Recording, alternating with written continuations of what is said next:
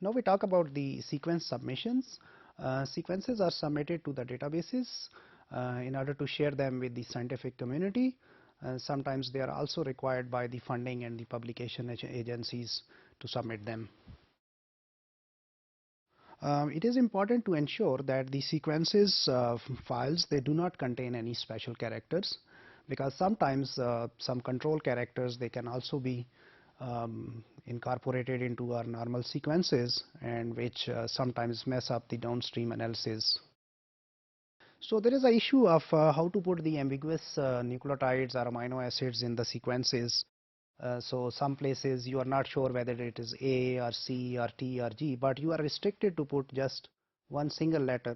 So there is an organization, International Union of Biochemistry, that is abbreviated as IUB. It has established some standard codes to represent those ambiguous bases or amino acids. For example, here we see obviously G, A, T and C are just guanine, adenine, thymine and cytosines. If we see R, that means it can be either A or G. Obviously the word is derived from the group from which they are coming from, that is the purines. We see Y, that is a pyrimidine, it can be either C or T. M stands for if they are having any amino group in them. K is if they have keto group, that is G or T. S is if they have strong interactions, three bonds, we can call them triple bonds. C or G, they form triple bonds, so S is at this position we can see either C or G.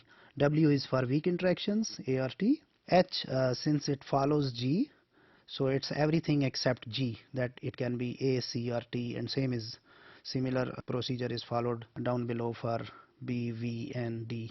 N can be any base. Same way for amino acids, we have uniletter codes from A to Z, though there are some letters that are missing, and there are some amino acids like for example there are 4 amino acids that are starting with G, so we gave that G letter to glycine. For rest of them we might use some other letters, like glutamic acid is represented as E. Y stands for tyrosine down below, and X can be any amino acid like N in the nucleotide sequences. NCBI has 2 options for sequence submissions. If the sequences are simple and they are not much to be related with some downstream analysis, we can simply submit them through option called as Bankit. And if our data sets are small, we can also use this tool, so we can transfer the data set over the internet. Sequin is for the summation of complex data sets, complex sequences and annotations, and it is also good if we want to do some offline submissions, normally where we have our data sets which are huge ones, and obviously that data set may be used in future with some analysis tools and softwares.